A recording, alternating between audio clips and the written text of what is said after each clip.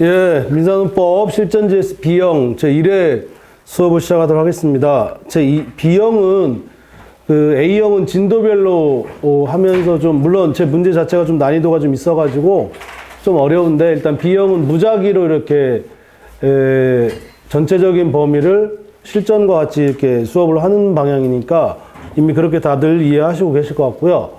그 다음에 가급적이면 최신 판례 2022년도나 2023년도 판례 중에 반드시 풀어봐야 되거나 혹은 쟁점별로 우리 민사노법 진도 전체를 봤을 때 꼭 풀어봐야 될 문제들이 있고 판례들이 좀 있습니다. 그래서 가급적 2022년도 12월까지 해서 나온 판례들을 2023년도 12월까지 나온 판례들을 중심으로 해가지고 구성이 되었다 이런 말씀을 드리고요. 전체 민사노법 전체 쟁점들을 좀 한꺼번에 좀 파악하시고 실제 우리 시험도 따로 이제 그 진도별로 하는 게 아니라 전체 쟁점을 이렇게 항상 해왔고 또 문제를 내고 가급적이면 또 근 3년 동안 나왔던 문제 유형에 맞춰가지고 최대한 좀 맞추려고 좀 해봤습니다. 그래서 2시간 동안 하시고요. 이렇게 여러분이 보시면 아시겠지만 문제 자체가 그렇게 쉽지는 않지만 그렇다고 막 완벽하게 뭐 어떤 새롭게 나온 이런 문제도 없고 이미 판례에서 나왔던 문제들 중점적으로 하고 또 여러분들이 간과하기 쉬운 문제들이 있을 수 있으니까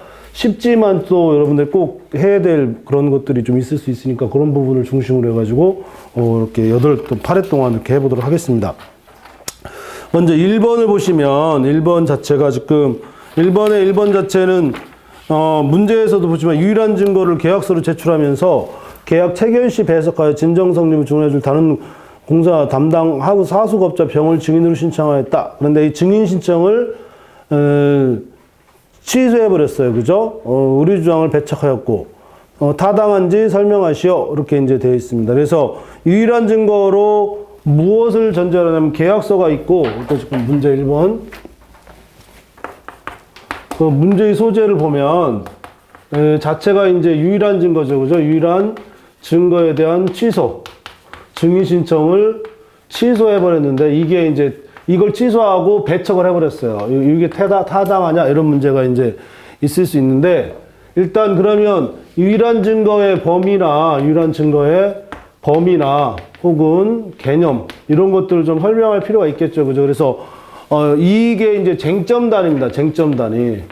근데 요 밑에 보면 지금 채무자 부존재 확인해소라고 있잖아요. 그죠? 채무 부존재 확인해소에서의 증명책임이라는 게 있어요. 이런 거 아마 여러분들이 좀 까먹을 수가 있는데 지금 누가 지금 증인을 신청한 거냐면 채무자가 증인을 신청했잖아요. 그러면 여기서 이제 쟁점 단위별로 하되 그 증명책임이 있어야 논의가 생기는 거니까 이게 앞으로 나와도 상관없어요. 일단 누가 증명책임이 있느냐. 그래서 원래 증거라는 게 뭐라 했어요? 지금 유일한 증거니까 증거라는 건 증명의 근거잖아요. 그죠? 그래서 누가 증명을 해야 되느냐라고 하는 문제를 먼저 치고 들어가야 되는데 아마 대부분이 여러분들이 보면 그런 걸 약간 등한시하는 경우가 있어요. 원래 이게 만약에 증거 신청을 했는데 증명 책임이 없는 자가 증거 신청을 하게 되면 채무 부존재 확인에서는 채무 부존재 확인해소 자체에 대해서만 원고가 소장으로 주장하면 나머지 증명 책임은 법률 근거와 법규 기준설과 법률 요건설에 따라서 주장 증명 책임을 따져주는 거니까 그 채무 부존재 확인해소에서의 증명 책임 혹은 증명의 근거에 해당하는 증거조사 신청을 누가 해야 되느냐 이런 문제가 논의가 될 수 있어요. 그래서 그런 부분을 저는 뒤에다 써놨는데 이걸 앞에다 해놓고서 그리고 나서 유일한 증거인지 아닌지는 다시 또 쟁점 단위별로 그러면 지금 여기서 중요한 거는 이 쟁점 단위별로 증명 책임에 따라서 계약서 제출했고 계약서 제출된 요 형식적 증거력에 따라서 진정 성립이 여기 계약의 내용이잖아요. 그죠? 계약의 내용이 진정 성립 내용이니까 요 내용을 증명해서 증인 신청을 했잖아요. 그죠? 그러니까 쟁점 단위별로 봤을 때 이 내용, 계약 내용에 따라서 증명을 해야 되고 증명하라고 해서 증거 신청을 한 거니까 일단 그 자체로는 유일한 증거, 이 전체적인 내용에서 유일한 증거가 될 수 있는데 문제는 여기에서 여기까지 이제 쳐주고 문제에서는 이제 일반 논의 있잖아요. 저 주요 사실이고 보조 사실은 아닐 거, 본증은 되고 반증은 안 될 거, 뭐 이런 논의 좀 해줄 필요가 있습니다. 그래서 요 두 가지 논의를 해줘야만 문서에서의 진정 성립이죠. 그죠? 문서의 진정 성립인데 여기서 이제 보조 사실이죠. 그죠? 보조 사실이 유일한 증거에 해당이 되느냐? 그래 유일한 증거의 문제뿐만 아니라 서증에서의 그 보조 사실은 보조 사실이지만 주요 사실을 추단케 하는 가장 강력한 의미를 가지니까 판례는 문서에서의 이 보조 사실은 다른 데와 상관없이 문서에서만큼은 보조 사실을 주요 사실과 동일하게 취급하고 있기 때문에 이 판례에 따를 때 유일한 증거가 보조 사실이지만 서면 서증인 경우에는 이 보조 사실을 주요 사실처럼 취급하고 있으니까 이 주요 사실이 뭐가 돼요? 유일한 증거에 해당이 될 수 있다. 따라서 이것을 증명하기 위해서 뭐 하는 거예요? 증인 신청한 것도 보조 사실을 증명에 의한 증인 신청 자체도 주요 사실처럼 취급할 수밖에 없기 때문에 따라서 배착하는 것은 타당하지 않다. 이렇게 이제 얘기를 할 수 있겠죠. 그래서 4번 결론 이런 식으로 이제 논의를 하셔야 됩니다. 그래서 유일한 증거가 우리도 이제 한 10몇 년, 한 10년, 2, 3년 됐죠. 우리 변리사 시험에 나왔고 또 나올 수 있어요. 그리고 계속해서 또 서증하고 연결돼서 서증 자체로는 올해는 그 자체로 나오기 힘들지만 서증이 어떤 다른 증거들하고 증거법에서 나온다 그러면 어떤 형태로든 엮여서 나올 수 있으니까 그런 걸 한번 고민할 필요가 있고 그래서 이 문제 자체는 좀 잘 알려진 문제이긴 한데 그래도 여러분들이 특히 서증에서 한번 고민해서 유일한 증거하고 어떻게 엮여서 나올 수 있을지 그거 한번 검토해 볼 필요가 있겠다 이렇게 해서 정리하시면 됩니다. 그래서 복차는 유일한 증거에 대한 일반론을 설명하고 그 다음에 문서 서증에서의 보조 사실도 유일한 증거가 되느냐 안 되느냐를 설명하되 이거 꼭 빼먹으시면 안 됩니다. 세무 보존제 확인에서의 증명 책임과 그 증거 신청의 당사자가 누구여야 되는지 이런 것들도 좀 명확히 좀 할 필요가 있다. 그런 걸 좀 고민하실 필요가 있습니다. 그래서 정리하시면 되고 그 다음에 1-2번 문제 있죠. 그죠? 1-2번 문제는 이게 계속 나왔어요. 그죠? 1-2번 문제는 일부 청구하고 청구 취지 확장 의사, 청구 취지 확장의 의사 표시인데 이때 이 반소에서 청구 취지 확장 의사 표시에 관한 이 논의가 또 23년도에 또 나왔어요. 22년도, 21년도, 23년도까지 지금 연 3년 정도 나왔으면 아마 출제할 가능성이 매우 커지지 않을까.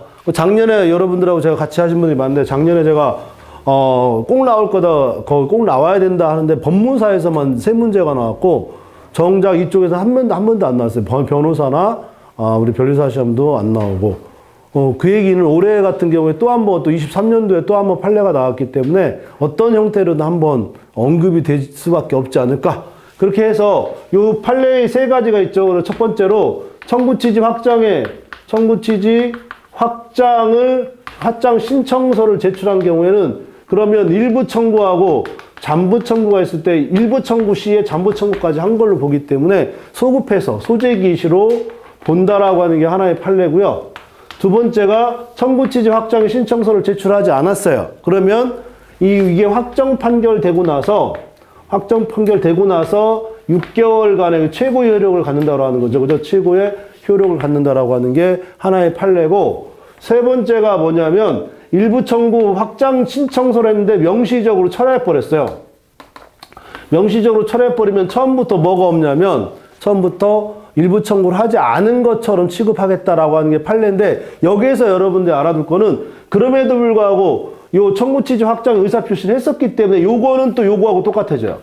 우리 판례가 명시적 철회는 이 판례의 취지는 명시적 철회를 하게 되면 일부 청구하지 않았던 것과 동일하기 때문에 중단 효력에 미치지 아니한다라고 하는 것까지만 나왔는데, 그 판례의 취지를 보면 그럼에도 불구하고 의사 표시를 했었기 때문에 요 소송에서 의사표시한 거는 뭐에 해당하죠? 지금 어쨌거나 철회했다 하더라도 최고의 의사표시는 있었고, 그리고 잠부 청구가 있었다라고 하는 걸 피고가 원고에게 얘기했기 때문에, 아니, 원고가 피고에게 얘기했기 때문에, 여기서는 반소 원고죠. 그죠? 반소 원고가 얘기했기 때문에, 그렇다면, 요때는 역시 그럼 최고의 효력은 있다. 요것도 좀 잘 알아두실 필요가 있어요. 그래서 요거 오해하시는 경우가 있어요. 명시적 철회하게 되면, 시효 중단의 효력이 미치지 아니한다는 건 분명한 사실인데, 그럼에도 불구하고 최고 효력은 존재한다. 요거까지 여러분들이 정확히 알아두시고요. 이거는 이 문제입니다. 이 문제인데 문제의 소재 2번 해가지고 이제 청구 취지 확정의 신청서 일부 청구와 잠보 청구의 소멸, 시효, 중단 여부. 그러니까 원칙론은 여기서 중요한 거는 일부 청구하고 이게 왜 일부 청구인지를 반드시 설명을 해줘야 돼요. 그러니까 일부 청구라고 하는 건 소장에다 어떤 형태로든 일부 청구의 취지를 써줘야 되는데 이게 청구 취지, 반소 같은 경우에 반소의 청구 취지 확장 의사표시를 했단 말이에요. 그죠? 이 의사표시 자체가 지금 잠보 청구가 있는데 잠보 청구하고 지금 이거하고 구분하겠다라고 하는 거니까 그러면 소속물이 뭐가 돼요? 소속물이 별개여야 될 거 아니에요. 그죠? 별개니까 원칙적으로 어떻게 되겠어요? 원칙적으로 잠보 청구는 소멸시효 중단이 인정되지 아니에요. 그럼에도 불구하고 실제적으로 뭐 하는 거예요? 실제적으로 청구 취지 확장 의사 표시를 하게 되면 그러면 우리 판례에 따르면 처음부터 일부 청구의 이 잠보 청구에 대한 별개의 소속물이지만 처음부터 소제기한 걸로 소급적으로 이게 굉장히 중요한 판례입니다. 여러분 보시면 소급적으로 소멸시효가 중단되었다라고 본다라고 하는 것이고 이거는 소장에다 이렇게 기재만 되어 있고 이렇게 하면 되는 거지 당사자가 소멸시효를 중단을 주장하느냐 안 하느냐는 다른 문제다라고 하는 겁니다. 이게 중요합니다. 이 판례가 중요한 거는 이거에 대해서 이걸 원래 잠보 청구에 대한 의사 표시를 하면서 이 잠보 청구에 대한 소멸시효 중단을 의사 표시를 했느냐 안 했느냐에 관한 문제는 아니라는 거예요. 원래 소멸시효의 완성에 관한 문제나 중단에 관한 문제는 변론주의가 적용되기 때문에 따라서 당사자가 주장하지 아니하면 뭐 해가지고 이게 명시적일 거냐 아닐 거냐 하는데 요 자체가 이미 명시적이라고 해놨잖아요. 그래서 중요한 거예요.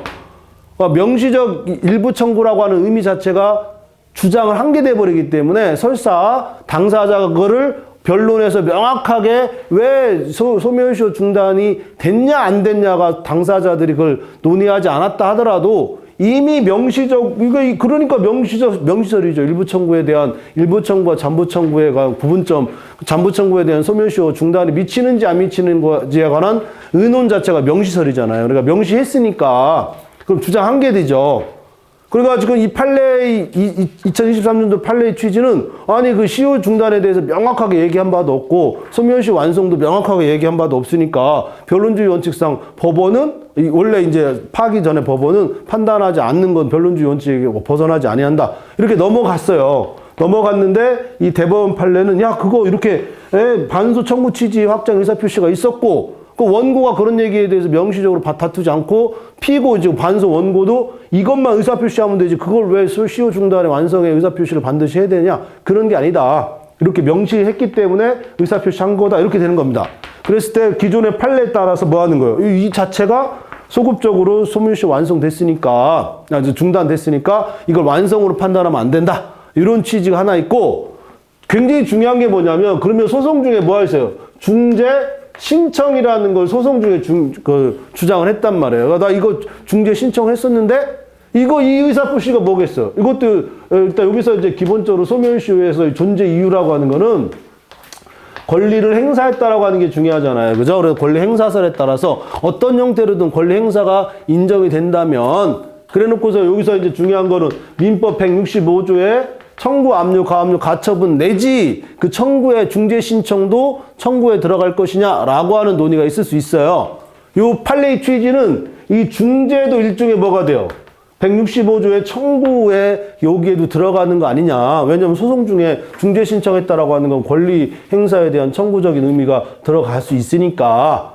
그런데 이게 모호하잖아요. 어쨌거나.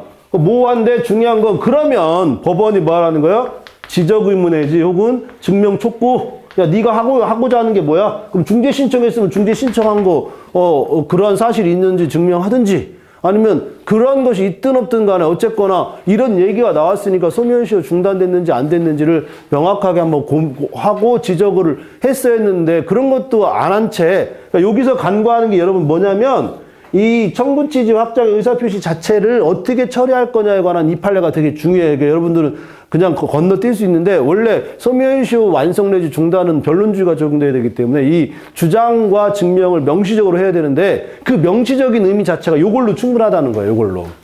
근데 이 원심 판결은 아니 이거 명시적으로 하지 않았으니까 나는 그냥 건너뛴 거예요. 원래 우리가 어떤 면에선 이 원심 판결이 잘못된 건 없어요. 그런데 소송 중에 중재 신청이라는 것도 주장한 바가 있고, 그리고 이게 뜻이 뭐냐는 거예요. 중재 신청. 이게 165조의 청구에 대한 어떤 의미를 주장한 거 아니겠느냐. 그게 불분명하면, 이게 불분명하면이잖아요. 그죠? 그 불분명하면 언제나 하는 얘기지만 지적 의문의 중명촉구 이걸 해야 되고, 이걸 하지 않았으면 이 자체로도 뭐가 돼요? 파기 환송의 사유가 되겠죠. 그죠? 파기 환송의 사유가 될 수 있다. 근데 이때는 파기 자판할 수 없어요. 왜냐하면 그렇다 하더라도 청구 인용인지 기각인지는 다른 문제입니다.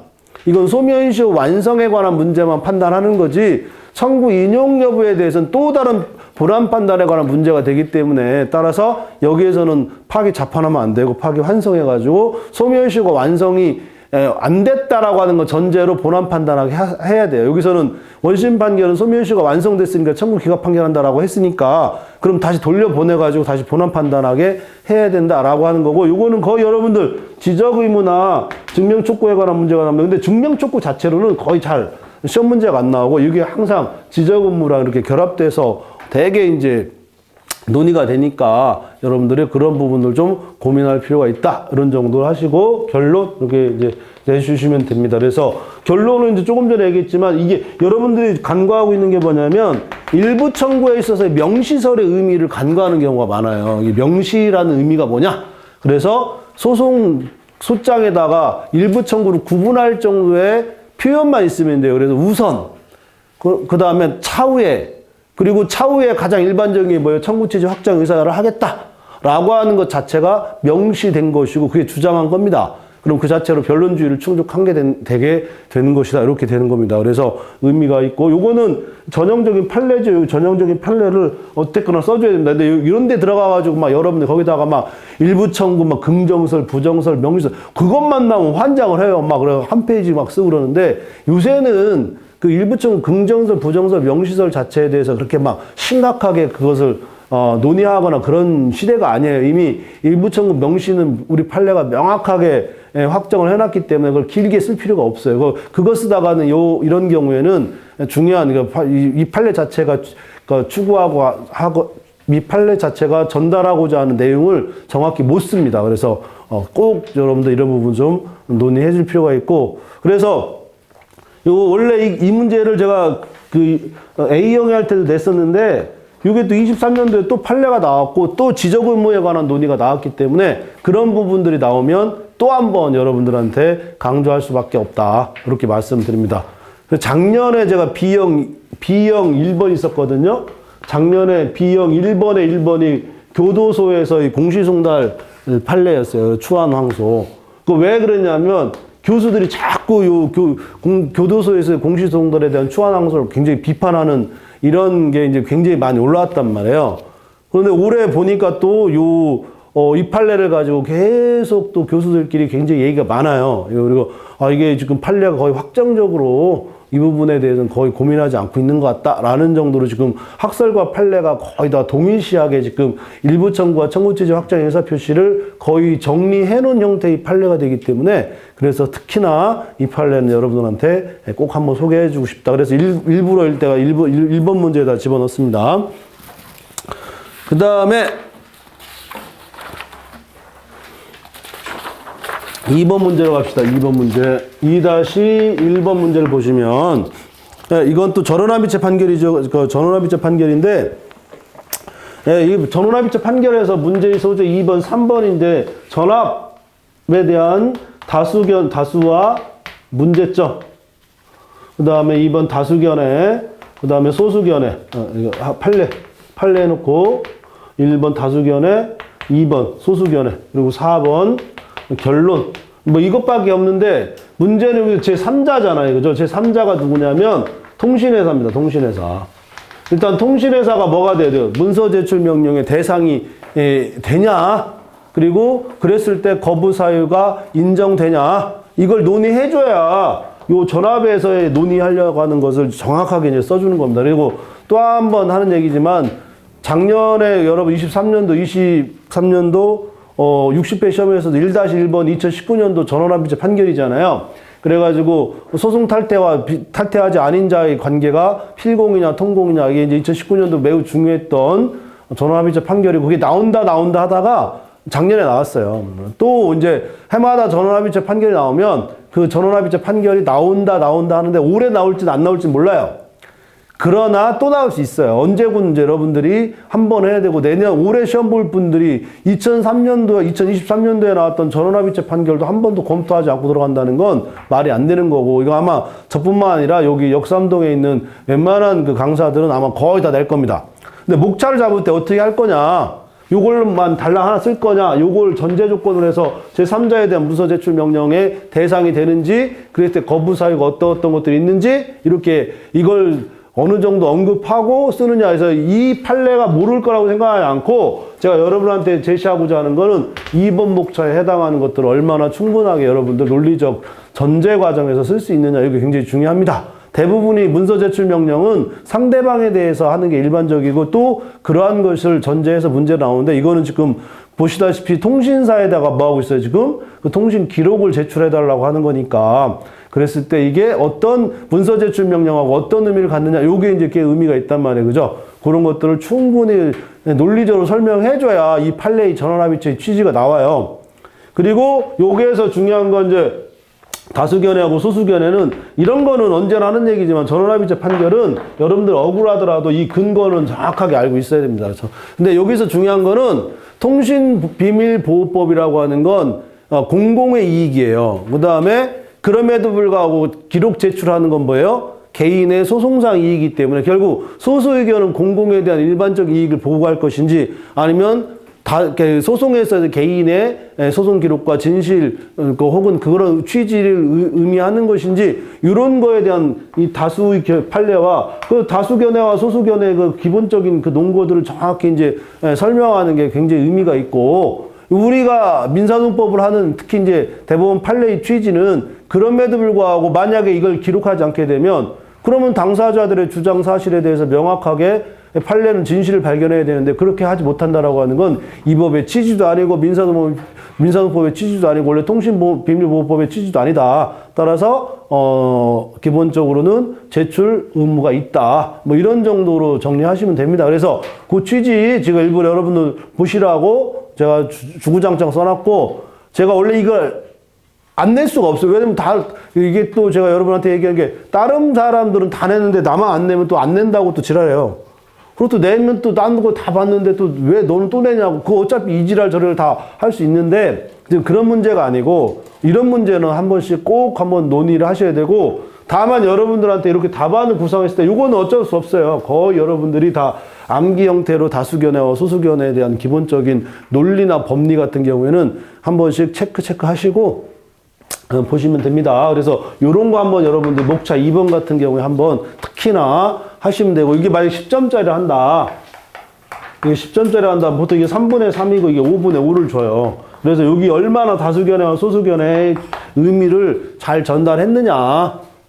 이것도 만약 못 쓰면 그거는 붙을 수가 없어요. 만약 이 문제가 나왔는데 다수견해와 소수견해를 명확하게 쓰지 못하면 취지를 쓰지 못하면 이거는 공부하지 않았다라고 취급해버리기 때문에 그거는 뭐 할 말이 없는 거예요. 그러니까 이게 그런데도 불구하고 이런 것들에서 여러분들이 어떤 의미를 부여할 필요가 있어요. 그래서 아무리 전원합의체 판결을 하더라도 판례가 왜 이런 문제까지 나왔는지를 여러분들이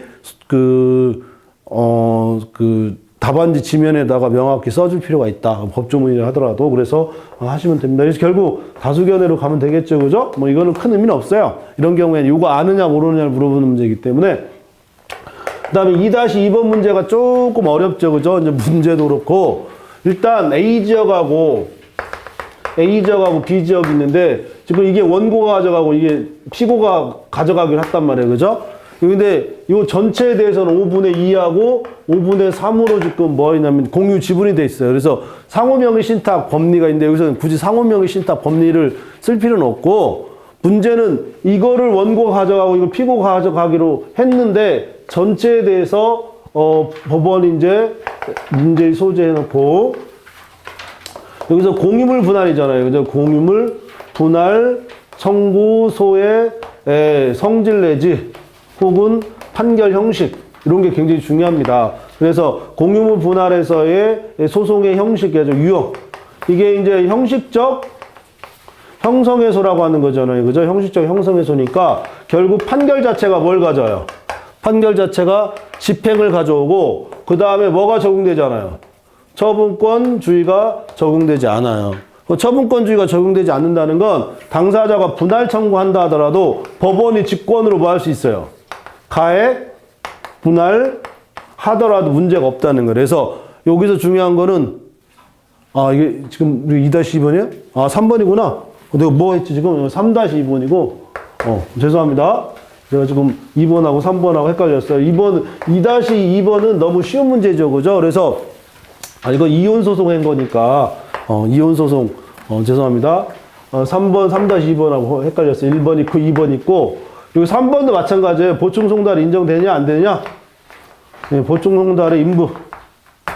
제가 왜 갑자기 착각했죠? 3번부터 이거 설명하려고 지금 이게 가장 어려워가지고 이거 설명 머릿속에 이것만 있다 보니까 그런 것 같아요. 그죠? 그 보충송달의 인부인데 그래서 여기 기본적인 보충송달에 관한 논의하고 판례의 태도입니다. 그죠? 판례의 태도고 작년에 공시송달에 대한 추한항소가 나왔어요. 근데 이 공시송달하고 그 다음에 보충송달이랑 교부송달은 또 다른 문제입니다. 그래서 또 한번 얘기하지만 그래서 교부송달 내지 보충송달인데 보충송달은 언제든지 한 번씩 나올 수 있어요. 그래서 여러분들 제가 작년에 공시송달이 나온 이상은 이게 굉장히 중요한 문제다라고 해놓고 몇 번 얘기했었는데 올해는 이 송달이 그렇다고 안 풀 수는 없잖아요. 그죠? 그래서 송달 중에 큰 의미 있는 것들이 뭐냐 해가지고 요 정도는 한번 풀어보실 필요가 있다. 이런 정도 해놓고 요 판례의 태도라고 하는 건 보충송달에서의 동거인의 의미예요. 동거인의 의미가 있는데 판례는 이 동거인은 맞아요. 동거인은 맞는데 요 판례가 굉장히 의미가 있는 건 뭐냐면 그럼에도 불구하고 송달을 기대할 수 없는 경우 전달을 기대할 수 없는 경우에 우리 판례는 이 판례의 취지는 그러면 뭐가 한다는 거예요. 그러면 송달을 인정할 수가 없다. 요게 이제 취지가 굉장히 중요합니다. 그래 놓고 이제 결론 이렇게 하는데 여기서 또 여러분들이 하나 알아둘 건 소송 종료 선언 했잖아요. 이 소송 종료 선언 했는데 이 소송 종료 선언에서 이것도 확인 판결이에요. 그죠? 이것도 확인 판결이니까 이 확인 판결에 대하여 다툴 수 있는 건 뭐밖에 없어요? 상고밖에 없겠죠. 그죠? 상고밖에. 그래서 요 소송 종료 선언도 확인 판결이고 확인 판결도 뭐밖에 없냐면 상고밖에 없어요. 그러면 대개의 경우 요걸 건너뛰는 경우가 있는데 그것도 이제 한번 여러분들이 고민해서 쓰시면 됩니다. 그래서 이 문제 자체가 소송 종료 선언을 해버렸고 그걸 다툴 수 있는 방법은 뭐밖에 없다? 상고밖에 없고 상고심에서 이게 상고 이유가 있는데 이것도 거의 지금 자체로 보시면 이게 법률적 문제냐 혹은 아니면 사실적 문제 나올 때 이거 동거인의 범위에 관한 문제는 법률적 문제잖아요. 잘 생각해 보시면. 왜냐면 동거가 받았다라고 하는 건 그 이혼 상대방의 그 자식들 성인의 자가 받았다라고 하는 의미 자체는 여기서 변경 없는 사실인데 그 범위에 관한 문제가 논의가 되는 거니까 따라서 이 부분에 대해서 법률적 사항에 대한 상고 이유로서 이렇게 하는 겁니다. 그래서 이것도 어느 정도 잘 알려진 사실인데 여튼 이 정도의 문제는 여러분들이 아주 편하게 풀 수 있어야 되는데 여기서 요 논의 있잖아요. 요 판례의 논의 특히 이제 계속 나옵니다. 우리 또 변리사심에 또 나온 적도 있어요. 우리 나왔던 거 뭐가 나왔었죠? 사회이사 문제가 나와요. 사회이사. 이때 사회이사의 의미는 뭐였어요? 계속적인 그 회사의 그 거주 혹은 근무를 해야 되는 거지 일시적으로 그 회사에 출입하는 형태의 사회이사는 동거인 내지 혹은 뭐 이런 게 아니다. 187조 5조죠. 거기서 보충송달의 대상이 될 수가 없다. 뭐 그런 취지의 판례가 하나 있었어요. 그래서 여러분들이 생각지도 못했는데 그때도 2014년도가 15년도에 나왔는데 그게 나올 줄 모르고 나오는 것들이 가끔 있는데 이제 그럴 때 이런 보충송달 문제에 관한 판례들이 시험에 나온다. 뭐 이런 정도로 해서 한 번씩 검토하실 필요가 있고 이게 여러분들 잘 모르겠지만 판례가 이렇게 얘기했던 게 거의 없어요. 그러니까 이게 기대 가능성을 전제로 해가지고 동거인 범위를 판단한다? 요거는 굉장히 여러분들은 그냥 수험 입장에서는 아무 의미 없다고 하겠지만 이런 표현들을 쓰고 우리 판례가 이걸 이유로 송달되지 않았다라고 하는 건 굉장히 중요한 판례입니다. 이게 소송법적으로는 엄청나게 중요한 얘기고 여러분들은 아무 의미 없다고 그냥 암기하면 끝난다고 그러지만 이렇게 이해하기가 굉장히 힘들단 말이에요. 그러니까 이런 판례들은 여러분들이 생각하는 것보다 훨씬 중요한 겁니다. 이게 굉장히 중요하니까 판례 또 한번 명확히 알아둘 필요가 있고 다시 3-1번으로 갑시다. 3-1번에 1번이 아니었죠. 그럼 그것도 3-1번에 1번이었나? 제가 3-1번에 공유물 분할 청구 소송 문제를 냈었죠. 그죠? 3-1번 문제였군요. 3-1번 그것도 번호도 헷갈렸네요. 번호도 헷갈렸고 다시 한번. 그래서 A지역하고 B지역이 있고 원래 한 필지였어요. 그죠? 이게 피고가 가져가고 이게 원고가 가져가기로 했는데 전체적으로 5분의 2하고 5분의 3이에요. 그래가지고 얘가 지금 원고인 5분의 3이 이거를 뭘로 맡겼냐면 근저당권 설정, 근저당 설정 등기를 해줬어요. 그러니까 이걸 팔아가지고 이걸 이제 없애버리려고 이렇게 한 거죠. 그죠? 그래서 분할 청구 소송 한 겁니다. 그래서 원고가 피고를 상대로 분할 청구 소송을 했는데 문제는 거기 문제에서 나왔다시피 어떻게 판결했는지 한번 볼까요? A 부분은 234 피고의 소유로, B 부분은 229 원고의 소유로 각 분할한다.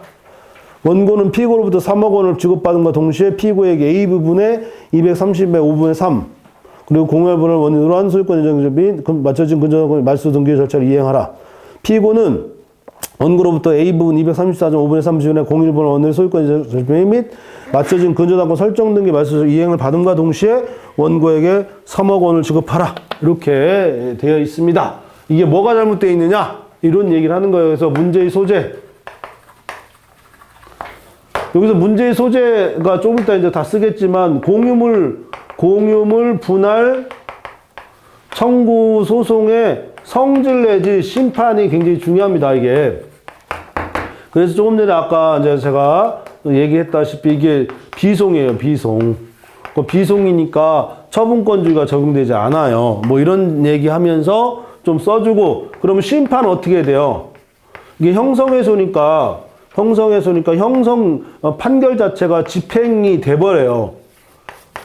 그런데 이걸 가액 반환을 할 수 있느냐? 그 처분권주의가 원칙적으로 적용되지 않으니까 그 현물 반환을 청구한다 하더라도 법원이 뭐 할 수 있어요? 가액 반환을 하더라도 처분권주의 문제가 생기지 않고, 문제는 이 가액 반환하면서 뭐가 되냐면 소유권을 이전해 주라고 하는 요거에 대한 상환, 지분, 소유권 이전, 이 상환이 가능하냐? 그럼 이건 무슨 문제냐면, 이건 이행해소잖아요.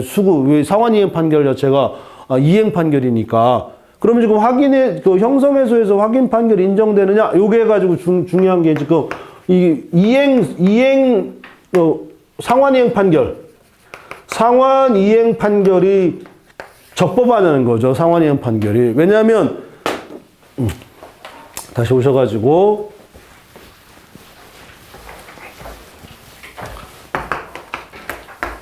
상환 이행 판결의 적부예요, 적부. 형성해소잖아요. 형성해소는 판결 자체가 집행인데, 그러면 일문 있잖아요, 일문. 가에서는 분할한다 했잖아요, 분할한다. 분할하면 이게 뭐가 돼버려요? 집행이 돼버렸잖아요. 이 집행이 됐는데, 나분을 보면, 그래 놓고 분할한다고 해놓고는 지분 이전하고 뭐하고 3억 원, 초과된 3억 원을 서로 받고 주고 해라. 이렇게 하니까 모순됐잖아요. 형성 판결하고 이행 판결이라는 건 이건 있을 수가 없어요. 이미 형성되어 있는 거 어떻게 이행을 해요. 그게 모순됐단 말이에요.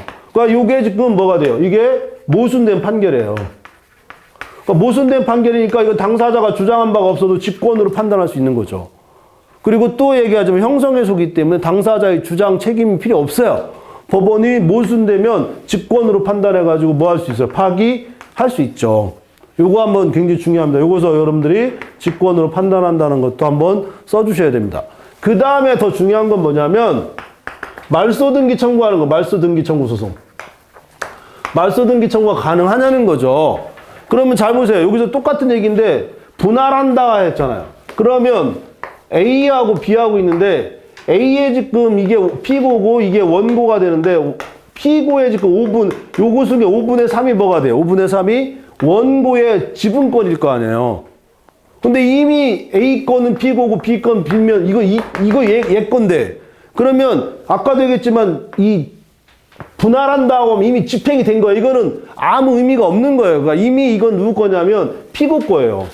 근데 이 피고 건데 5분의 3은 어떻게 말소를 해요? 피고 건데 등기 의무자가 지금 피고의 원고예요. 등기 의무자는 분할하게 되면 이미 피고가 등기 의무자가 되니까, 따라서 그 원고로부터 이거를 말소하라고 하면 안 되죠. 5분의 3이 원고의 지분인데 5분의 3을 원고로부터 말소하라고 하는 것 자체가 뭐가 없는 거예요? 당사적 격이 없는 거잖아요. 이행해소에서는 주장 자체로 이유가 있어야 되는데, 이미 이 A 토지에 대한 소유권이 누구한테 가 있냐면 피고한테 가 있는데, 여기에 있는 5분의 3을 원고가 말소하라고 하는 건 누구를 상대로 해요? 남의 토지를 등기 의무자 아닌 자를 상대로 한 말소 등기 청구 소송을 제기해버리는 거니까, 이건 뭐예요? 당사적 격이 없는 거죠.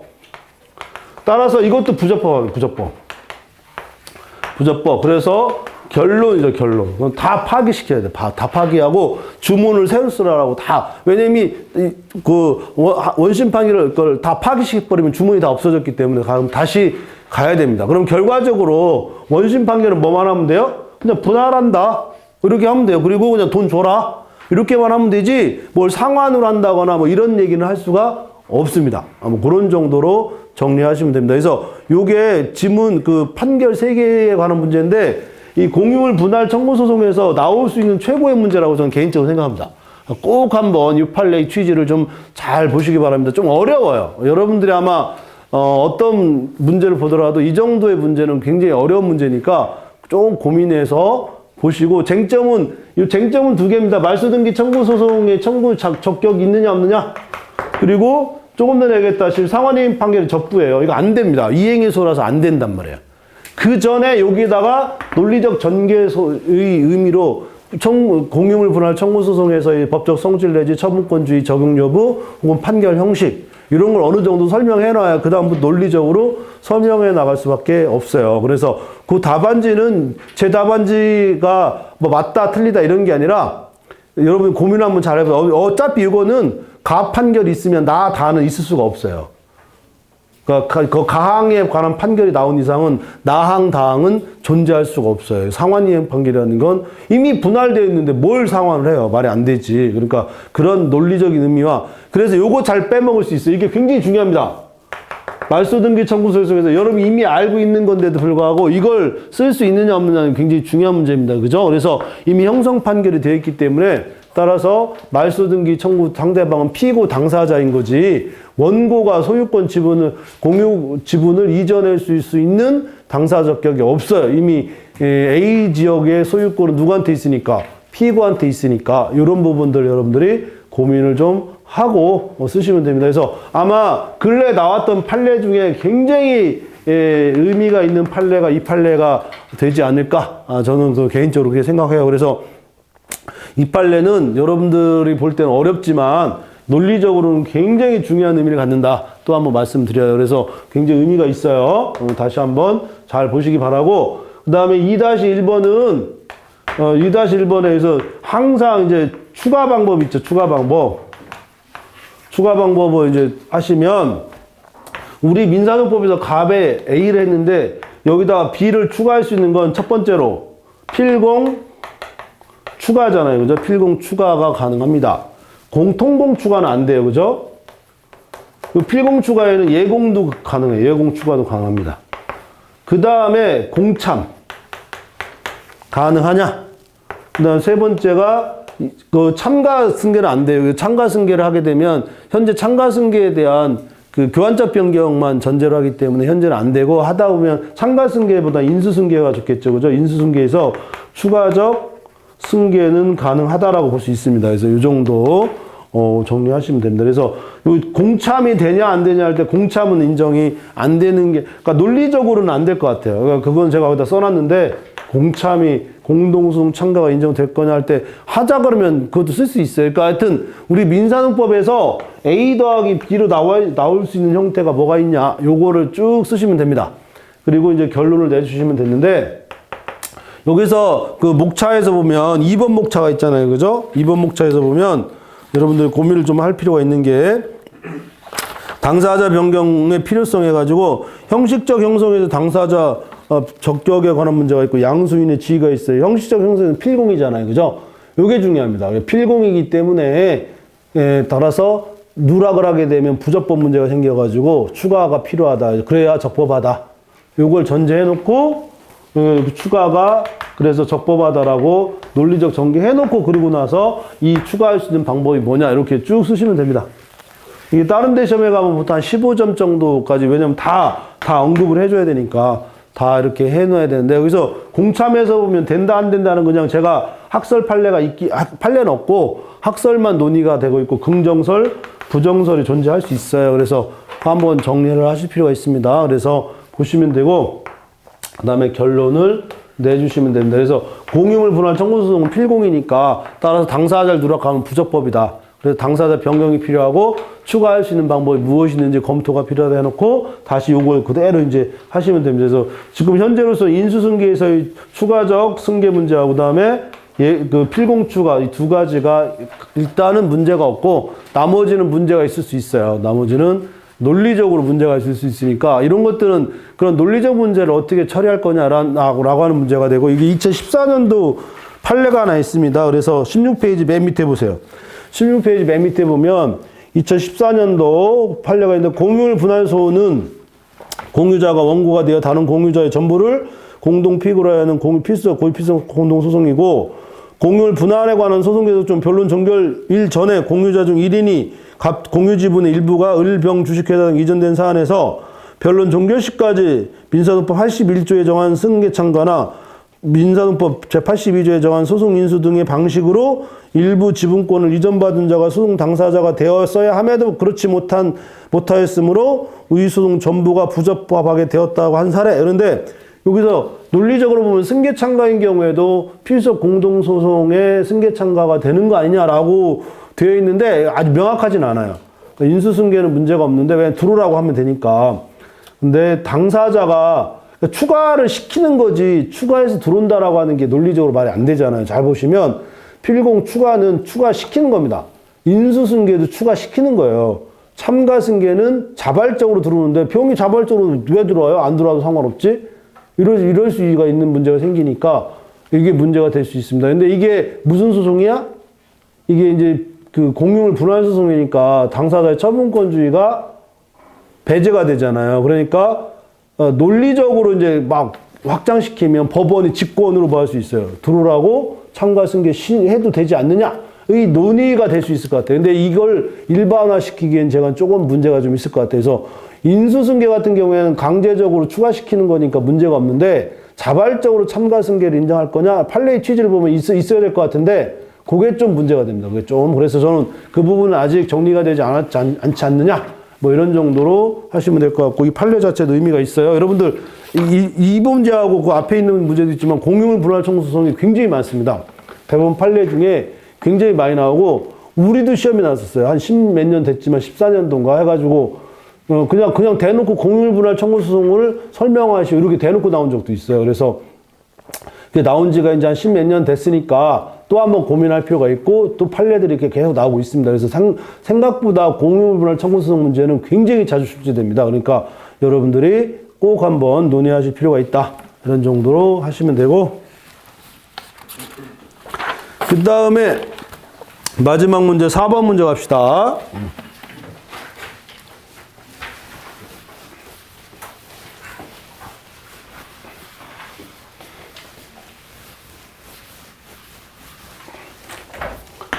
(4-1번) 문제인데 요게 여러분들이 1-1번을 보면 이미 해임돼 있잖아요. 그죠? 해임돼 있는데 등기부상에 대표자로 남아있어가지고 이 사람하고 뭐 그러니까 민법으로 들어가면 뭐가 돼요? 이미 해임돼 있고 등기부로 등본이 되어 있으니까 표현대리잖아요. 그죠? 그 표현대리 문제인데 요게 되게 재밌는 건 뭐냐면 63조에 보면 뭐가 나와 있어요? 소송 계속 중 해임대 대표권이 없는 자가 법원에 알려져 있거나 혹은 뭐예요? 상대방에게 알았을 경우. 지금 아까 내가 옆에 여러분 답안지 쭉 대충 스크린했는데 63조를 쓰신 분은 한 번도 없어요. 한 분도. 나는 오히려 63조만 주구장창 쓸 줄 알았는데 왜 63조를 안 썼을까요? 63조가 뭐예요? 대표자가 없으면 상대방이 알았으면 63조 한번 읽어볼게요. 난 깜짝 놀랐어요. 63조를 여러분 쓰셔야 되는데 왜 안 쓰셨지 해가지고 오히려 63조를 여러분들이 쓰실까봐 겁났었는데 63조만 한번 읽어보고 법정 대리권의 소멸 통지. 소송 절차가 진행되는 중에 법정 대리권이 소멸한 경우에는 본인 또는 대리인 상대방이 소멸된 사실을 통지하지 않은 소의 소멸을 주장하지 못한다. 다만 법원에 법정 대리권이 소멸 사실을 알려진 뒤에는 법정 대리는 56조 2항의 소송 행위를 하지 못한다. 이렇게 돼 있습니다. 그죠? 그래서 소송 절차가 진행되는 중에를 이미 알고 있는지 없는지 몰라도 지금 대리권이 없다라고 지금 소송 중에도 대리권이 없는 거잖아요. 그러니까 소송 대리권이 없고 이걸 상대방이 알고 있었으니까 결과적으로 알려진 거니까 결과적으로 효력이 소송행위가 효력이 없는 거 아니냐? 일단 여기서는 언급은 해줘야 됩니다. 63조가 적용될 사안이 아니죠. 왜냐하면 이미 이 소송 대리권은 소송 중에 대리권이 해임된 게 아니라 이미 소재기 전에 해임돼 있으니까 따라서 재심 사유가 될 수 있어요, 없어요? 무효잖아요. 대리권이 없는 자의 행위니까 무효인데 그러면 문제의 소재 이게 소송 중 행위의 유효성이죠, 유효. 누가? 그 피혼 대표자가. 이게 63조로 들어가면 무효일 수 있는데 이미 해임돼 있단 말이에요. 63조는 소송 중 해임돼 있다는 걸 전제로 하는 거니까 적용될 수가 없어요. 그래서 유효란 말이에요. 무효란 말이에요. 그러니까 유효성이니까 유효 여부니까. 그러니까 이게 적용될 수 없고 그러면 이미 얘는 대리권이 없는 자의 행위니까 뭐가 돼요? 무효가 되겠지. 무효. 근데 문제는 이 무효인데 이게 피혼 대리가 된다면 왜냐하면 피혼 대리 여부. 왜냐하면 이미 논리적으로 원래 피혼 대리는 무권 대리잖아요. 무권 대리인데 누구를 보호하기 위해서? 상대방을 보호하기 위해서. 그래서 상대방이 대리 등기가 되어 있으니까 등기가 된 걸 믿고 거래한 이자를 보호할 필요가 있지 않느냐? 실제법적인 건 변론으로 하고 요게 재심 사유 무권 대리 451조 1항에 의해서 아까도 얘기했지만 재심 사유가 여기 들어가 있는데 요게 이제 요거를 앞에 쓰든 뒤에 쓰든 상관이 없는데 기본적으로 주인공은 뒤에 나와야죠. 그래서 재심 사유 451조 1항 3호인데 이 3호에 해당하는데 피혼 대리가 인정될 거냐 안 될 거냐 이렇게 이제 써셔야 되겠죠. 그래서 긍정설, 부정설인데 이거에 관한 명시적인 판례는 없어요. 근데 아마 이것이 왜 의미가 없냐면 일단 소송법적으로는 피혼 대리가 적용될 수가 없죠. 일단 그래서 무권 대리 사유가 되는데 실제법적으로는 어떻게 돼요? 실제법적으로는 피혼 대리 인정할 여지가 있을 수 있는데 이게 악이냐 선이냐 하게 되면 이건 민법으로 넘어가는 문제라서 그래서 우린 논의할 필요가 없어요. 근데 그쪽으로 넘어가면 이때는 등기부를 신뢰한 자를 보호할 수밖에 없잖아요. 그러면 이때는 뭐가 돼요? 무권 대리인 건 맞는데 재심 사유가 되는 건 맞는데 그러나 실제법적으로 들어가면 경우에 따라서는 보호할 필요도 있어요. 그래서 무권 대리가 아닌 것처럼 취급할 수도 있어요. 그거는 별개의 문제란 말이에요. 별개의 문제. 그래서 여기서 중요한 거는 451조 1항 3호에 피혼 대리가 들어가 있느냐, 안 들어가 있느냐, 안 들어가 있느냐, 이거 이제 긍정설, 부정설, 포함설, 비포함설, 뭐 해가지고 이 판례의 태도, 판례가 명시적으로 나온 건 없는데 집행번원 내에서 그걸 거래한 자가 있다, 신뢰한 자가 있다 하더라도 이건 재심 사유가 된다라고 그냥 재심 사유가 된다라고 봤기 때문에 피혼 대리를 적용하지 않는다라고 보는 겁니다. 그죠? 그래서 451조 1항 3호에 피혼 대리는 들어가지 않는다. 요걸 여러분들이 명시적으로 하고 아마 이거 글쎄요. 제가 의도한 바는 아닌데 요거가 꼭 써야 될 것 같은데 안 쓰시더라고요. 요거 63조에 해당하는지 안 하는지를 여러분들이 언급하고 있는지 안 하는지 저는 의미가 있다고 보거든요. 왜냐하면 소송 중에 해임돼 있으면 등기부하고 상관없다는 얘기예요. 잘 생각해 보세요. 해임돼 있고 현재 등기부가 있다 하더라도 법원에 알려지거나 그건 나중에 문제지. 왜냐면 대표이사 등기는 해임되고 나서 나중에 될 수 있다, 이미 해임돼 있다라고 하는 건 소송 중에 알았다면, 혹은 법원에 알려져 있다면, 그럼 56조 1항 단서에 해당하는 행위를 할 수가 없고 나머지 행위를 할 수 있다거나 뭐 이런 식의 문제가 생길 수 있으니까 물론 명시적으로 63조가 뭐예요? 소송 중에 해임돼 있다라고 하는 걸 전제를 하기 때문에 이거는 거기에 해당하지 않는다. 어쨌거나 이런 논의도 있을 수 있잖아요. 그죠? 그래서 63조도 꼭 언급할 필요가 있어요. 저는 의도해서 이런 문제가 나왔다라고 보는데 보니까 여러분들은 하나도 안 썼어요. 그래가지고 조금 한번 고민을 해줄 필요가 있지 않을까? 해당하는지 안 하는지를 한번 논의해야 되니까 이게 원래 제가 쓴 답안이 아니고 다른 교수가 쓴 답안인데 전 의미가 있다고 봅니다. 그래서 63조는 언급해 줄 필요가 있다. 그렇게 하시면 됩니다. 그 다음에 4-2번. 4-2번도 이게 언제적 판례냐면 2023년도 12월 판례입니다. 그죠? 2023년도 이게 아마 7월 14일이군요. 7월 14일.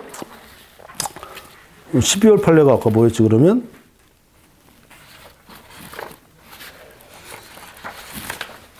그럼 12월 판례를 내가 어디서 내가 그럼 그 문제가 또 따로 있다는 얘기인데 그럼 또 나온다는 얘기네. 그죠? 내일 들어가 있나? 모르겠네. 여튼 23년도에 나왔던 판례들 중에 여러분들이 꼭 봐야 될 판례들이니까 이건 되게 재밌는 판례입니다. 일단 항소장을 각하했어요. 각하 명령이죠. 명령해가지고 그랬더니 보정을 했단 말이에요. 보정을 하니까 즉시 항고 중에 여기 되게 중요합니다. 즉시 항고 중에 보정을 하니까 그 보정했으니까 여기서 뭐 했어요? 취소해버렸잖아요. 즉시 항고해서 취소해버렸잖아요. 그죠? 취소해버려가지고 그럼 원심법원에다 항소장 각하명령을 제시했고 즉시 항고하니까 항고하자마자 보정을 했고 보정하니까 뭐 했어요? 취소했고 취소했으니까 이 취소한 걸 가지고 또 뭐예요? 즉시 항고해버리니까 누가? 피고가. 그죠? 피고가 즉시 항고해버리니까 대법원, 그러니까 이게 특별한 거였어요. 특별한 거. 거기서 이제 요 항고법원이 이 즉시 항고장을 받은 그 법원이 원심 법원이 이거를 대법원에다가 특별한 건 대법원이 하는 거니까 대법원에다가 특별한 거 해버렸어요. 대법원이 이걸 어떻게 처리할 거냐 이런 문제입니다.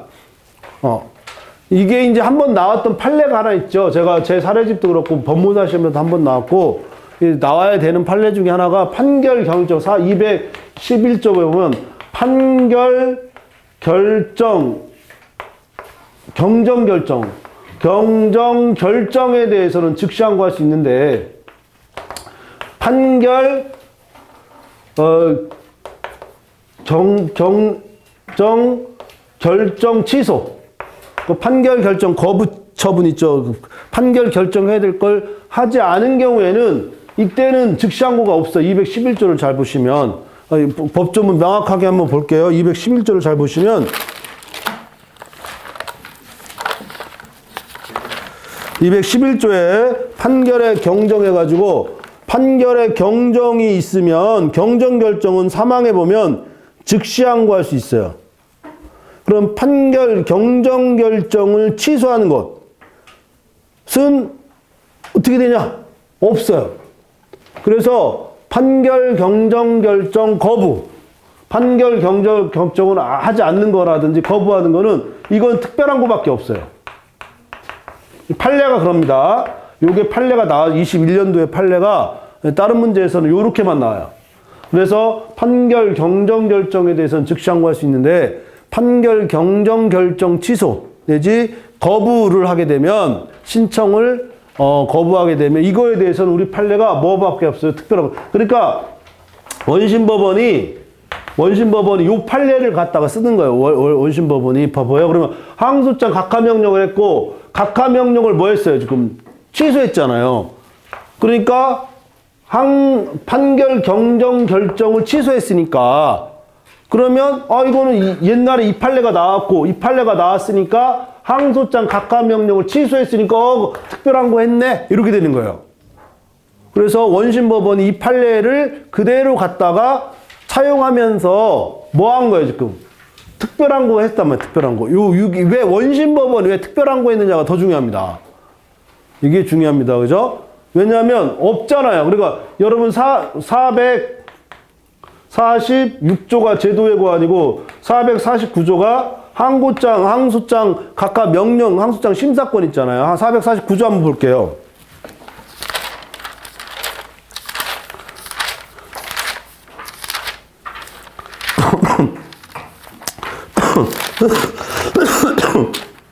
(449조) 보면 특별 항고해가지고 요게 이제 불복할 수 없는 결정이나 명령에 대해서 이렇게 되어 있단 말이에요, 그죠?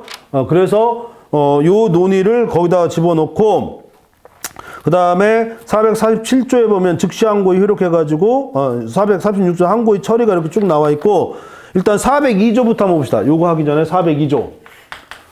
이거 정확히 이해하면 어렵지 않은데 이거 이해 안 하면 도대체 무슨 문제인지 모르게 돼요. 402조 볼게요. 402조를 보시면 항소장의 심사권 해가지고 397조 어쩌고 저쩌고 해서 항소장 각하 명령에 대해서는 2항의 명령입니다. 2항의 명령에 대해서는 즉시 항고할 수 있다 이렇게 돼 있잖아요. 그러니까 402조 3항에 따르면 즉시 항소장 각하 명령에 대한 즉시 항고할 수 있어요. 근데 항소장 각하 명령을 취소하는 거는 202조가 없잖아요. 402조가 없잖아요. 그럼 지금 항소장 각하 명령에 대한 즉시 항고할 수 있어요. 이건 즉시 항고할 수 있고 항소장 각하 명령을 취소한 거는 402조가 없단 말이에요. 402조가 없으니까 그러면 449조도 그렇고 그 다음에 판례가 나왔던 것들 판결 경정 결정에서 즉시 항고할 수 있는데 판결 결정 취소 결정 혹은 판결 결정 거부 처분에 대해서는 명령 이거 거부할 수 있는 없으니까 즉시 항고가 없으니까 그러면 449조에 따라서 특별한 것밖에 없다라고 우리 판례가 취급하고 있으니까 이거나 402조의 해석이나 이 판례에 의하거나 원심법원은 그럼 특별한 것밖에 없네 이렇게 해버렸단 말이에요. 그래서 원심법원이 특별한 거 해버렸단 말이에요. 그러니까 거듭 얘기하지만 이 판례가 왜 중요하냐면 왜 원심법원이 특별항고를 했느냐가 더 굉장히 중요해요. 근거는 두 개입니다. 근거는 402조의 항소장 각하명령은 즉시항고라고 해놓고 거긴 항소장 각하명령 취소 결정에 대해서 어떻게 할 수 있는 방법이 없잖아요. 그런데 그런 경우라면 449조에 뭘로 하라고 했어요? 그런 게 없으면 409조로 가라 449조로 가라 했으니까 특별항고. 또 뭐 또 있었어요? 판례가 판결 경정 결정에서는 즉시 항고할 수 있지만 211조에 판결 경정 결정 취소나 판결 경정 신청을 거부하는 경우 이런 것들을 할 수 있는 건 특별한 것밖에 없다라고 또 판례가 대법원 판례가 나왔기 때문에 그러면 다시 원심법원은 그러면은 항소장 취소했네? 그러면 뭐가 돼요? 특별한 거가 하는 거예요. 이렇게 된 겁니다. 그런데 여기서 중요한 건 뭐냐면 402조에서 보면 항소장 각하명령이잖아. 항소장 각하명령을 하고 이 각하명령에 대해서 뭐 하는 거예요? 즉시 항고했잖아요. 즉시 항고했는데 즉시 항고한 이 즉시 항고 법원은 원래 거기서 아까도 했지만 446조에서 보면 제도의 고안이에요. 제도의 고안. 항고법원은 즉시 항고법원은 이걸 받아준 즉시 항고 원심법원이죠. 원심법원은 자기 행위에 대해서 뭐 할 수 있어요? 다시 제도의 고안, 이른바 취소할 수 있어요. 취소할 수 있으니까 그러면 즉시 항고에 대해서 원심법원이 취소할 수 있네 라고 하는 거는 즉시 항고라고 하는 건 뭐예요? 항소장 각하명령이 효력이 아직 확정되지 않았을 때 얘기하는 겁니다. 근데 항소장 각하명령을 해가지고 지금 이 각하명령이 송달받았잖아요. 송달받은데 거기서 보면 즉시 항고 해놓고 나서 뭐 했다고? 인지 보정을 여기서 했단 말이에요. 인지 보정을 하니까 즉시 항고하는 게 아니라 원래 항소장 각하명령을 했는데 각하명령을 받고 즉시 항고하게 되면 집행이 정지가 되고 집행이 정지된 상태에서 이전에 이 항소장 각하명령이 잘못됐으면 제도의 고안 취소를 할 수 있는데 이거는 집행 정지된 뒤에 와가지고 뭐 했다는 거예요? 보정을 했다는 거잖아요. 보정을. 집행 정지된 상태에서 보정을 하는 거는 안 되는 거지. 보정이라고 하는 거는 전에 요 항소장 각하명령하고 요 항소장 각하명령을 왜 하라 그랬어? 보정을 해서 안 하니까 각하명령을 내렸는데 집행 정지된 상태에서 보정을 하게 되면 이게 제도의 고안의 대상이 되나? 라고 하는 문제가 생기잖아요. 다시 한번 항소장 각하명령이라고 하는 거는 보정을 해라고 했는데 안 해가지고 뭐 한 거예요? 항소장 각하명령을 했지. 근데 여기서 보정을 했는데도 항소장 각하명령했다면 제도의 고안의 대상이 되지요. 왜냐하면 이게 잘못됐으니까. 이게 항소장 각하명령이라는 건 이게 잘못됐으니까 이걸 취소 처리하는 거지. 근데 이미 이거는 항소장 각하명령 이미 보정명령을 내려놓고서 취소를 보정명을 해갖고 보정 안 하니까 각하명령 내렸으니까 이거 정당하지. 왜 여기 와가지고 집행정지 시간에 왜 와가지고 보정을 해서 이걸 취소하냐고. 그건 취소 대상이 아니야. 대법원의 요 대법원 판례가 굉장히 중요한 건 야 이거 제도의 고안의 대상이 아니야 라고 하는 겁니다. 제도의 고안의 대상이 아닌 것 요게 가장 핵심적인 쟁점이에요. 이게 그 전에 그러면 일반론을 써줘야지. 왜냐하면 뭘 써줘요? 항소장 각하명령과 항소장 취소 명령 각하명령에 대해서 즉시항고가 있고 항소장 각하명령에 대한 취소 처분 취소 명령에 대해서는 혹은 판결 경정에 대해서는 즉시항고 대상이 아니니까 특별항고가 일단 되는 것처럼 보인다. 여기까지 써놓고 그런데 항소장 각하명령을 하고 나서 즉시항고했는데 그 중간에 보정을 하면 이게 취소의 대상이 되냐? 제도의 고안의 대상이 되냐? 안 된다. 안 되니까 그럼 뭐가 돼요? 이게 더 중요한 이제 이게 중요한 게 뭐냐면 그럼 항소장 각하명령이 원래 맞아 안 맞아? 맞지. 그 항소장 각하명령 취소한 게 잘못됐잖아요. 그 잘못됐으니까 그럼 원래 항소장 각하명령을 뭐 하듯이 즉시항고 하듯이 이것도 즉시항고 대상이 돼야지. 원래 안 되는 거를 제도의 고안 대상이 안 돼. 그러니까 제도의 고안 대상이 안 되니까 그냥 여기 남아있는 건 항소장 각하명령이 취소된 게 아니라 원래 남아있는 뭐예요? 항소장 각하명령만 남아있잖아요. 여기에. 그리고 항소장 각하명령에 대해서 원심법원이 한 행위가 잘못됐으니까 그러면 이거 어디로 보내야 돼? 원래 즉시항고한 그 자체가 어디로 가야 돼요? 즉시항고 법원인 고등법원으로 가야 될 거 아니에요? 그러니까 대법원에서 이걸 어디로 보내버렸어? 야, 그거 원래 즉시항고한 그대로 남아있는 거니까 그냥 고등법원으로, 즉시항고 법원인 고등법원으로 보내. 이렇게 되는 겁니다. 조금 고민할 수 있는데 이 사안을 여러분들이 얼마나 정확히 이해하냐에 따라 아마 제가 볼 때 이제까지 나왔던 즉시항고에 관한 판례 중에 가장 명쾌한 판례라고 생각을 해요. 이제까지 나왔던 판례, 시험에 나왔던 거 요거 있었잖아요. 그죠? 판결 결정 취소에 대해서 특별항고 한다라고 하는 판례가 나왔었고, 기존의 항소장 각하명령에 대해서 즉시항고할 수 있냐 없냐 뭐 이런 정도의 문제만 나왔었는데, 항소장 각하명령 취소 명령에 대해서 이걸 제도의 고안으로 취소할 수 있는지 어느 경우에 요때 그 전에는 상관없다니까요. 항소장 각하명령이었는데 애당초 보정을 했는데 안 해줬다. 그러면 취소 대상이 되지. 근데 이건 항소장 각하명령 자체가 문제가 없잖아요. 문제가 없으니까 취소의 대상이 될 수 없고, 그러면 제도의 고안의 대상이 될 수 없고, 따라서 항고법원, 그 원심법원에서 제도의 고안으로 취소하더라도 효력이 없는 거예요. 없으니까 원래 뭐가 남아있어? 원래 항소장 각하명령만 남아있는 거잖아요. 그럼 항소장 각하명령만 따질 수 있는 거 뭐밖에 없어? 402조에서 그 사망에 보면 항고법, 즉시항고법 할 수밖에 없잖아요. 그죠? 그러니까 즉시항고만 해라. 이렇게 되는 겁니다. 그럼 목차가 어떻게 나와야 돼, 이게? 이 목차 잡기가 좀 약간 애매한데, 저는 어떻게 이제 목차 잡느냐면, 항소장 각하명령에 대해서 일단 일반적으로 즉시항고의 대상이 되고, 그 다음에 제도의 고안을 설명해주고, 여기서 소결은 뭐냐면, 소결은 제도의 고안의 대상이 아니에요.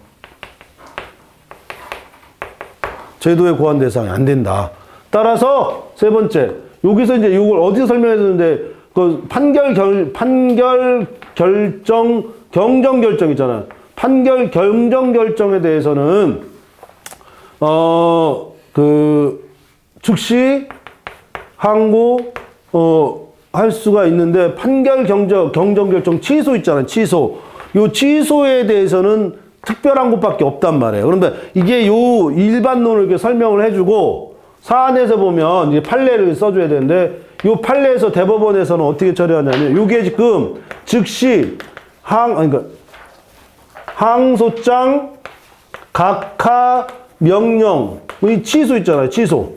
요게 효력이 없으면, 이 효력이 없을 때 대법원에서 어떻게 처리할 거냐 해서, 그럼 여전히 항소장, 각하, 명령에 대해서만 뭐가 있는 거예요? 즉시 항고가 되어 있는 거지. 그러니까 즉시 항고 원심법원 이거를 항소장 각하명령 취소라고 보고 특별항고하는 건 없단 말이에요. 그러니까 대법원은 직권으로 판단해가지고 그런 항소장 각하명령에 대한 즉시항고로 보고 이걸 다시 어디로 가야 돼요? 항고 법원인 고등법원으로 이송 처리해야 돼요. 이송. 그죠? 이송. 상급법원에 하급법원으로 이송할 수 있는 거니까. 그래서 결론. 이런 식으로 여러분들이 한번 논의할 필요가 있습니다. 이게 답안지 구성하기가 굉장히 좀 약간 짜증나요. 짜증나는데 명확하게만 알고 있으면 돼.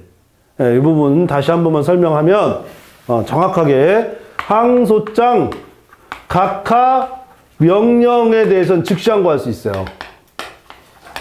근데 항소장 취소. 그러면 선고가 없는 재판, 그러니까 결정 명령에 대한 경정 결정에 대해서는 뭐 할 수 있어요? 즉시 항고할 수 있고 그것을 취소하는 것도 결국 뭐가 돼요? 판결 경정 결정을 취소해달라는 거니까 그럼 그것도 뭐가 돼요? 결국 특별항고밖에 할 수가 없지 않느냐.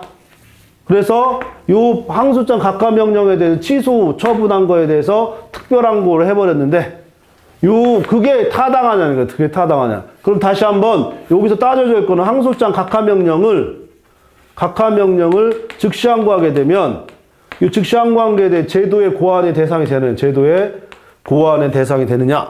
그래서 원래 돼요. 원래 되는데 그러나 항소장 각하명령에 대해서 요 보정을 하죠. 보정을.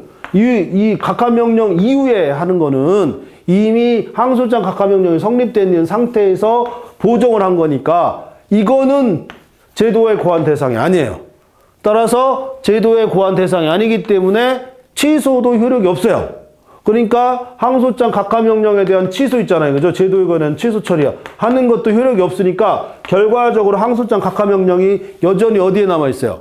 원심법원에 남아있어야 되니까 이걸 가지고 특별항고 해버리면 고등법원은 원래 원심법원에서 항소장 각하명령을 하게 되면 그 즉시항고하게 되면 고등법원 이송하듯이 대법원에서 이거를 어디로 보내야 돼? 고등법원으로 이송 처리한다. 이렇게 이제 나온 판례입니다. 그래서 결론.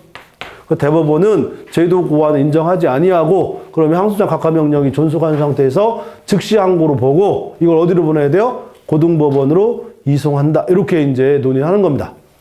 여기서 가장 핵심 포인트가 뭐냐면 요 즉시항고를 했을 때 제도에 고한 대상이 되느냐 안 되느냐가 여러분들 이 판례를 알아둬야 돼요. 그래서 항소장 각하명령하기 전에 사유를면 취소할 수 있지만 항소장 각하명령하고 나서 보정하게 되면 이거는 취소 사유가 아니에요. 제도에 고한 사유가 아니에요. 그러니까 그걸 여러분들이 명확하게 알 필요가 있다. 그것만 정확하게 체크해 주시면 그러면은 이 문제는 푸는데 이게 익숙하지 않으면 특히 항고 문제가 어렵지 않은데 여러분들이 항고 문제만 이게 고민을 하다 보면 이거 도대체 뭔 얘기야 이렇게 돼버리기 때문에 조금만 고민할 필요가 있어요. 그래서 여기서 보세요. 즉시항고 얘기 나왔죠. 특별항고 나왔죠. 제도의 고안 나왔죠. 그래서 대법원에 이거에 대한 처리를 어떻게 할 거냐 다 나왔단 말이에요. 아마 제가 볼 때 이제까지 나왔던 항고 문제에서 가장 복합적으로 물어볼 수 있는 문제는 이 문제가 최고인 것 같아요.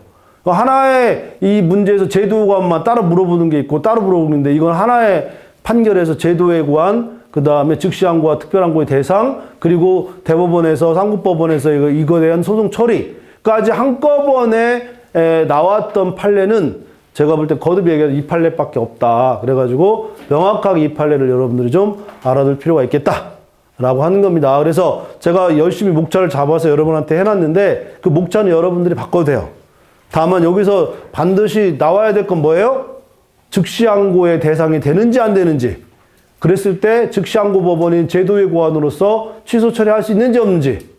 없다면 대법원에서 이것을 어떻게 처리해야 되는지. 이 세 가지가 반드시 나와야 됩니다.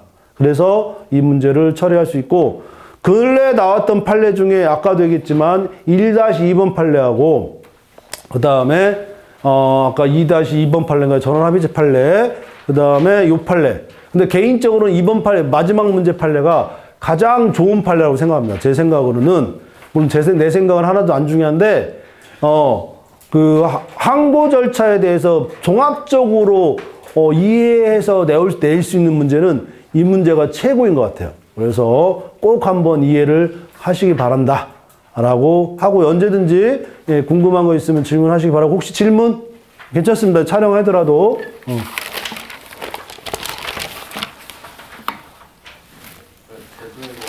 효력이 없다고 한 게 예.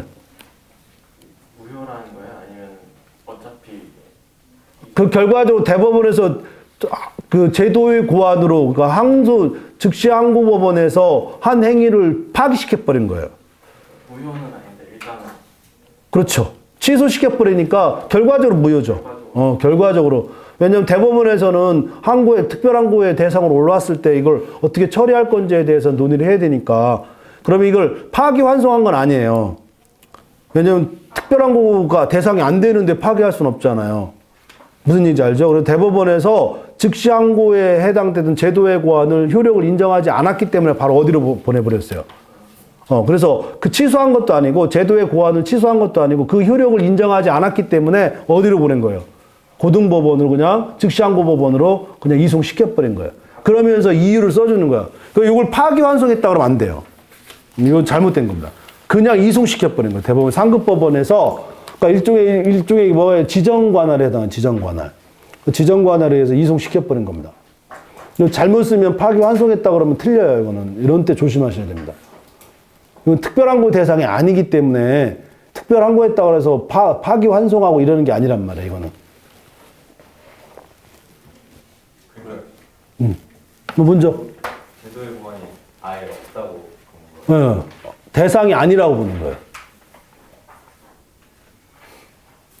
그 항소자 각하 명령에 대한 즉시 항고를 보고 항고법원으로 보내는 거잖아요. 네.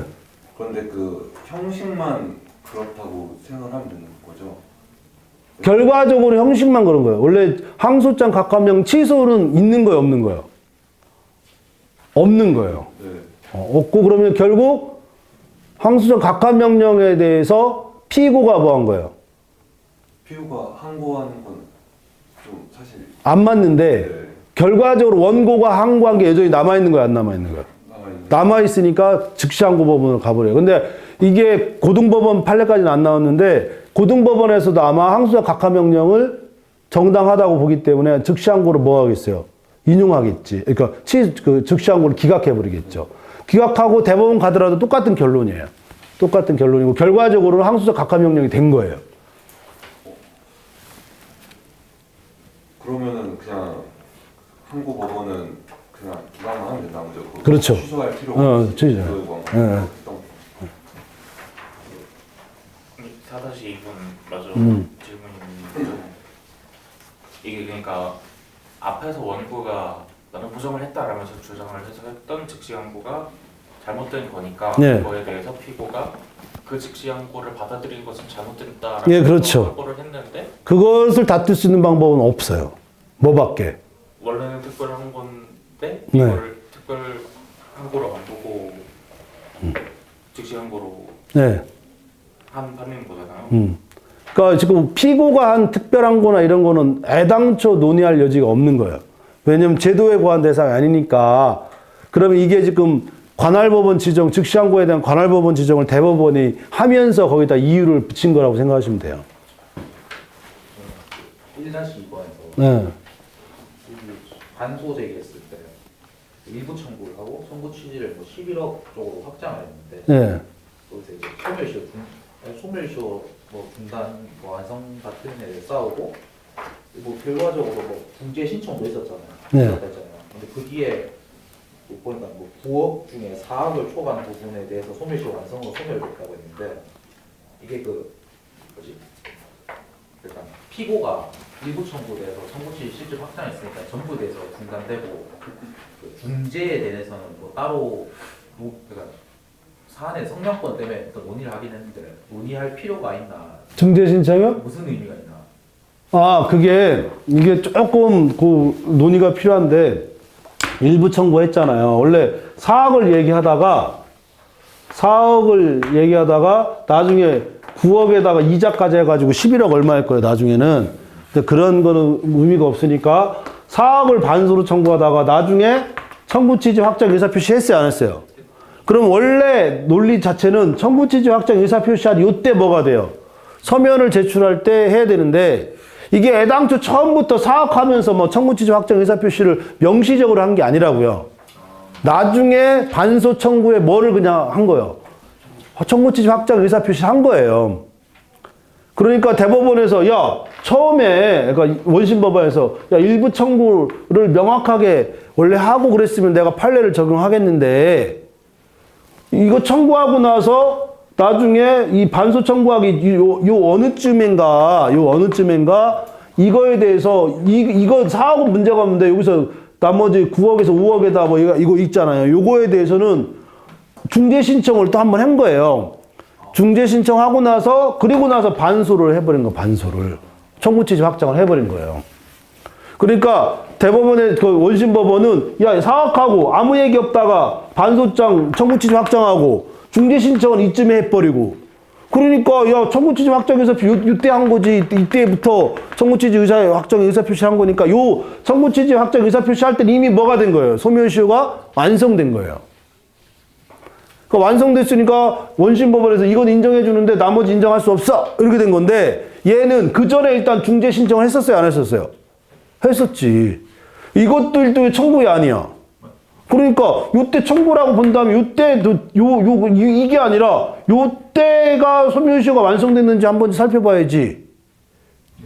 더군다나 우리 판례 취지 따르면 일부 청구하고 어떤 형태로 청구 취지 확정 의사 표시했다는 건 이 자체 전체적인 일부 청구의 의사로 볼 수밖에 없잖아요. 왜냐면 반소 전체가 하나니까.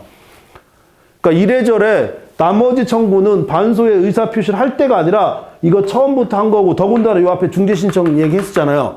요때 이거를 이 의사 표시를 나중에 했다 하더라도 중재 신청했으면 요때부터라도 판단했어야지.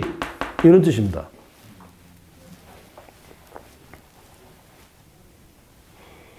이게 없어도 돼요. 여기 없어도 여기서 반소의 청구 취지 확정 의사표시했으면 이건 소급해서 들어가는 소급해서 그렇게 보겠다는 거예요.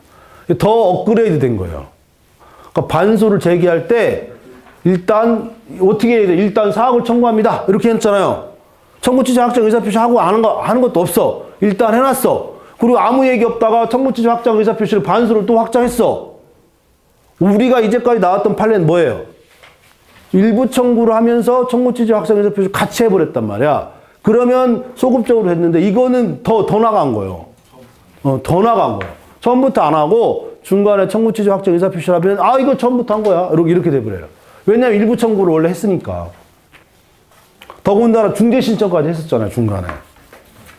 그러니까 그런 모든 걸 따져봤을 때 소멸시효가 완성됐다라고 판단하는 건 타당하지 않아. 그게 많이 의심스러우면 그때면 야 그게 무슨 중재 신청이든지 뭐든지 그게 어떤 의미인지 그때 얘기했어야지. 왜 네가 독단적으로 판단해? 무슨 얘기인지 아시겠죠, 그죠? 거기서 실기한 공격 방어 방법을 내가 쓰지 말라 그랬는데 이거 나중에 중재 신청했다거나 이런 얘기를 나중에 얘기해도 된다는 거 안 된다는 거? 된다는 얘기. 그 소멸시효 완성에 관한 것은 실기한 공격 방어 방법으로 각하시키지 않아요. 원래 이거는 쓸까봐 내가 쓰지 말라고 한 거고, 써도 상관없어요. 원래 실공방으로서 각하시키지 않는 게 일반적이니까. 왜냐면, 항소심 1심과 4심은 하나로 통틀어서 생각하는 게 변론의 일체성에 따라서, 그래서 거의 실공방 각하를 하지 않아요.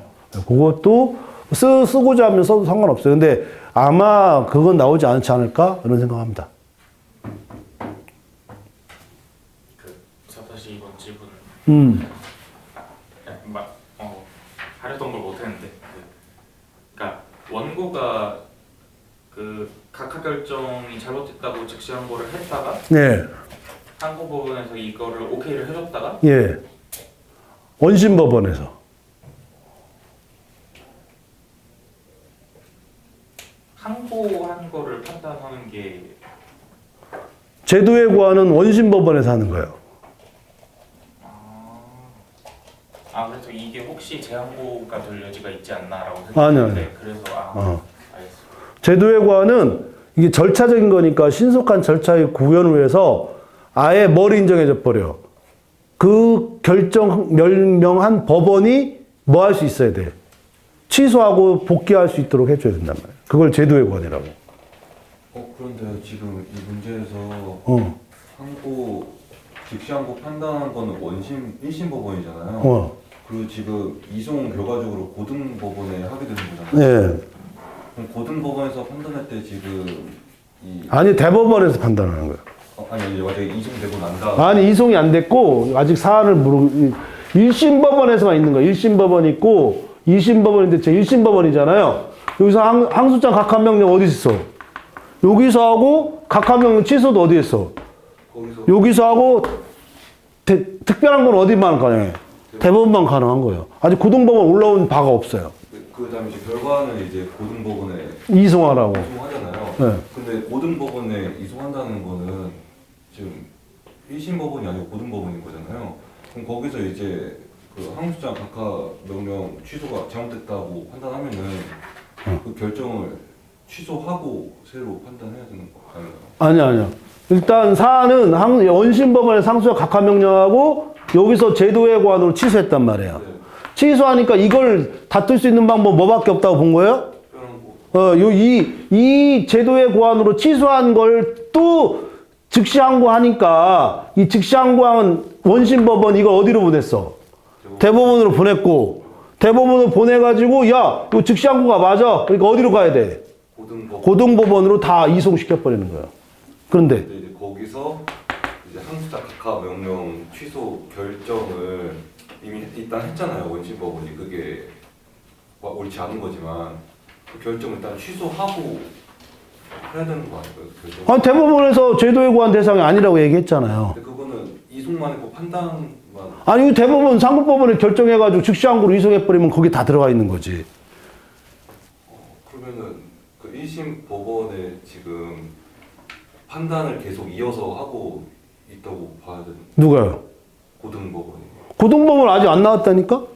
만약에 그 된 다음에 판단을 해야 돼. 그 다음은 나올 필요가 없지만 고등법원이 만약에 이걸 이송받으면 그러면 즉시 항고로 보는 거예요. 즉시 항고로.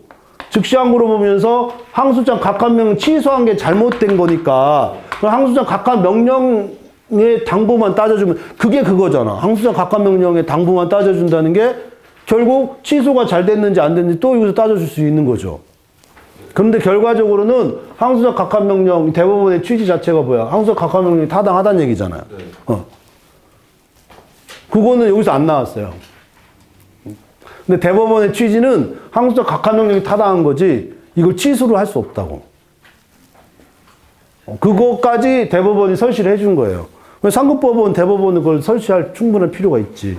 이송 결정을 하면서 이송 결정의 이유를 기재해 주는 거예요. 여기다가. 관할에 충돌할 경우에 그 관할 이걸 지정 관할이라고 했죠. 상급법원이 관할을 지정해 줘야 될 거 아니에요. 그죠? 그래서 특별 항고의 대상이 될 수 없고 된다 하더라도 이거는 즉시 항고로 해야지 특별 항고의 대상이 아니어서 그러면 즉시 항고가 된 거니까 그걸로 처리해서 고등법원으로 판단하라 이런 취지입니다. 일단 시간 다 됐으니까 여기서 촬영을 마치고 그리고 또 계속 질문하도록 하겠습니다. 수고하셨습니다.